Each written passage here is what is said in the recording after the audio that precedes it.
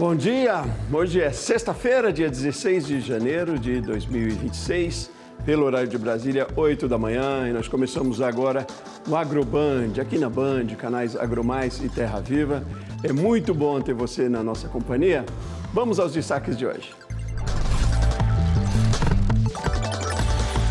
Nas férias ou no fim de semana, o turismo rural é uma bela opção que o campo oferece para quem mora nas cidades.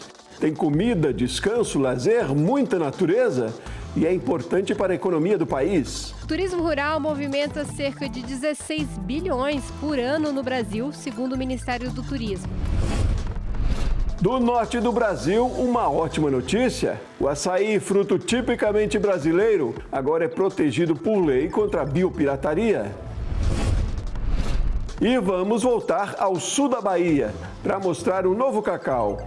Uma produção que conta parte da história e da economia do Brasil, valorizada também na nossa literatura. A gente tem hoje uma cultura que tem um manejo mais apropriado, mais adequado à nova ordem da questão ambiental. É agora no AgroBand. Vamos começar muito bem essa sexta-feira com uma boa sugestão para quem quer desacelerar, respirar puro e viver dias de descanso sem precisar pegar longa estrada. O turismo rural é uma boa opção, fica perto das cidades. Aqui no Distrito Federal, um sítio tem apostado em experiências pensadas especialmente para quem quer curtir o tempo no meio da natureza. Vamos ver.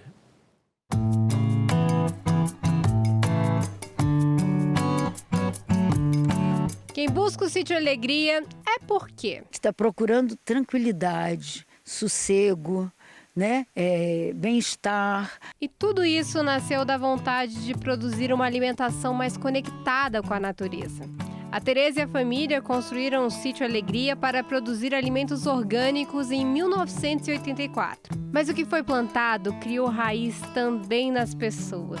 E algumas delas não queriam mais sair de lá. Então a gente começou a receber consumidores, receber produtores. Aí construímos umas cabanas que eram um alojamento para os produtores que vinham se capacitar. E aí os visitantes se interessavam em vir também passear e ficar alojado nessas cabanas. E a gente foi então crescendo e aprimorando. Foi aí que o sítio deixou de ser um lugar de passagem e virou hospedagem. Eles criaram cabanas e espaços para que as pessoas pudessem aproveitar o melhor da natureza e dos alimentos orgânicos. Essa horta foi a primeira horta que nós começamos a trabalhar, a aprender como se faz, como se produz no sistema agroecológico. E também, até hoje, essa horta é ininterruptamente produtiva. E o que não falta para os visitantes daqui é isso, ó, mão na terra e muita comida boa que vem depois. Tem hortaliças, alface americano, tem esse manjericão aqui, gente, que tá cheirando, que é uma beleza. Isso faz parte do pacote dos hóspedes que ficam aqui. Eles conhecem melhor a produção orgânica e também depois se divertem muito. É também um parque de diversões da natureza. Para os aventureiros tem trilha no meio da mata, tirolesa infantil, campo de futebol, mas o que prevalece aqui é o silêncio e a tranquilidade. O turismo rural movimenta cerca de 16 bilhões por ano no Brasil, segundo o Ministério do Turismo. E no DF, a região de Braslândia é destaque, com propriedades que unem lazer, produção sustentável e educação ambiental.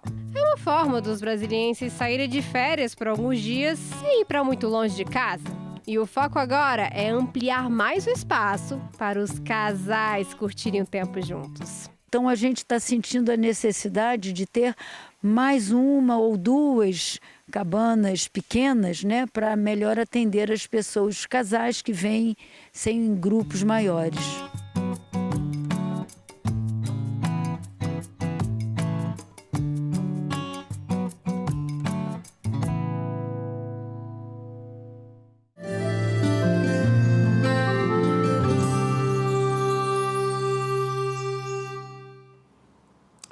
O sul da Bahia tenta resgatar os tempos em que a produção de cacau e os livros de Jorge Amado revelaram o mundo a cidade de Ilhéus e a rica cultura baiana. E aí, com muito trabalho e a introdução de novas tecnologias, produtores preveem um futuro otimista para a região. Vamos rever na reportagem que eu e o cinegrafista Felipe Alves fizemos lá na Bahia. Ilhéus respira história. Na arquitetura, nas ruas estreitas, nos painéis nos muros. Fácil andando por aqui, a gente depara com um deles. O professor Nasal estuda a história da região há 50 anos. O cacau é um forte elemento dessa história, diz ele. O cacau foi sempre a mola mestra, a mola propulsora da riqueza de Ilhéus, né? Sobretudo no final dos anos do século XIX, início dos anos do século XX, e persistiu até que vieram os problemas todos que ocorreram e foram atravessados, foram vencidos, e por fim a vassoura de bruxa que jogou a produção lá para baixo, e agora que se recupera um pouco com a produção de agregando valor, construindo um manejo melhor e produzindo o cacau. Daí o cacau e o chocolate. Antes do cacau teve a farinha, teve o açúcar, isso foi lá no século XVI.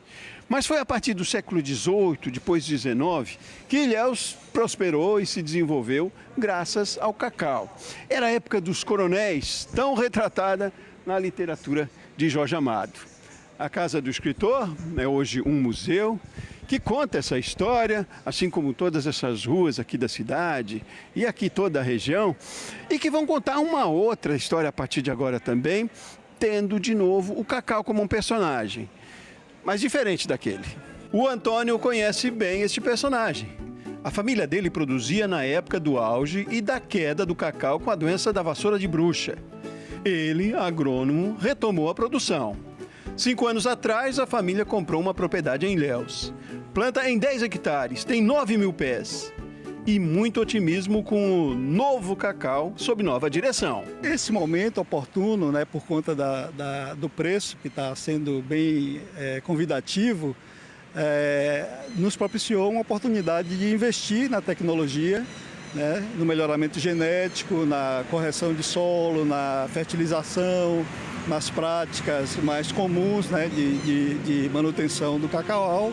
Então estamos vivendo um momento bem diferente daqueles iniciais. A gente tem hoje uma cultura que tem um manejo mais apropriado, mais adequado à nova ordem da questão ambiental, né? Com melhor tratamento aos funcionários que trabalham, que produzem o cacau. Isso vai refletir com certeza no futuro, num futuro que eu sou otimista e acho que vai ser melhor. É muito interessante esse movimento lá no sul da Bahia. Foi muito bom viver essa experiência, né? De um novo cacau produzido com muito mais consciência, com muito mais importância também, valorização dos profissionais que trabalham. Nessa experiência que a gente teve lá, fazendo essa reportagem, foi uma semana intensa, vimos muito essa união também do setor para que a gente tenha também para o mercado, para a gente que consome cacau no chocolate, em casa às vezes nem se dá conta, para ter cada vez produto de maior qualidade, com maior aceitação aqui no Brasil e fora também. Esse é um mercado que oscila muito, né? A gente vai trazer mais informações ainda aí muito aqui no canal, falando de quanto oscila no mercado, mas o quanto é importante essa cultura e que tem tudo a ver com a nossa literatura também, aí retratada por Jorge Amado. Bom, vamos fazer um intervalo rapidinho agora, 8h07 pelo horário de Brasília. A gente faz um intervalo, na sequência vamos ver que o Brasil vai ter safra recorde de grãos, mas a produção de arroz deve diminuir.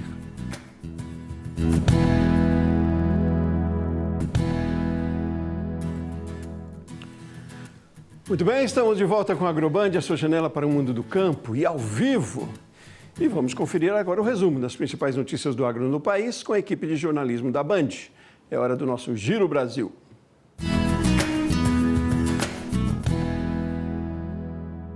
A produção brasileira de grãos deve manter a perspectiva de novo recorde na safra 2025-2026. É o que aponta o 4º levantamento da Conab. A estimativa é de 353 milhões de toneladas, leve alta em relação ao ciclo anterior. A área plantada também deve crescer e chegar a quase 84 milhões de hectares.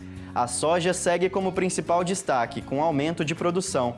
Já o arroz deve ter a área reduzida em 10%, com forte queda no volume colhido, assim como o milho. O O açaí passou a ser reconhecido em lei como fruta nacional do Brasil. A medida, publicada no Diário Oficial da União, visa combater casos de biopirataria envolvendo o fruto amazônico. Um dos episódios mais emblemáticos ocorrido em 2003, quando uma empresa japonesa chegou a patentear o açaí. O registro foi cancelado em 2007, após a atuação do governo brasileiro. O fruto é 100% brasileiro e nativo da região amazônica. 48 vacas leiteiras morreram em uma propriedade em Novo Xingu, no norte do Rio Grande do Sul. O prejuízo é estimado em R$600 mil. Amostras de solo, pasto e tecido foram coletadas. A principal suspeita é de intoxicação alimentar no rebanho, por meio de nitrito na pastagem. Neste tipo de intoxicação, o sangue perde a capacidade de transportar oxigênio, levando à morte rápida dos animais. As vacas produziam mais de 1.000 litros de leite por dia e a produção da família foi totalmente interrompida. Olha, destaque no giro de hoje essa notícia da lei que autoriza ou considera o açaí uma fruta tipicamente brasileira. Importantíssimo porque não é só uma fruta para consumo normal, é uma fruta como alimentação lá no norte do país, por isso a importância. Vamos seguir por aqui, o WhatsApp de hoje vem lá da Bahia. A Mariane Batista, ou Mariana, mostrou os novos pomares de citros que ela cultiva. E a chuva abençoou por lá, vamos ver. Aqui, essa cidade que representa um polo importante voltado à citricultura, que é a cultura da laranja, de todos os cítricos. A gente vinha passando por um momento de estiagem de mais de 45 dias e essa noite Deus mandou pra gente 40 milímetros de chuva. Graças a Deus aí fazendo com que a gente retorne aos trabalhos, colocando fertilizante no solo e acreditando com essa força de vontade, muita coragem e determinação nessas cadeias produtivas que tanto movimentam o Brasil. E para vocês verem, um pomarzinho novo, a gente já fez aqui os fertilizantes de solo e vamos seguindo, sempre acreditando e confiante nos nossos segmentos. Que bom, Mari. Obrigado pelo seu WhatsApp, pela sua participação aqui com a gente. Você sabe que você também aí de casa pode participar aqui do AgroBand. Mande a sua história, uma curiosidade aí na sua propriedade, quem sabe. Mande um vídeo para a gente pelo nosso WhatsApp, esse é o número 6137716161. E aí a gente compartilha aqui, mostra um pouco da sua história também. Você aparece aqui na TV com a gente também. É isso por hoje, um ótimo fim de semana para você. Segunda-feira, Valtênio de Oliveira está aqui de volta. Forte abraço e até mais.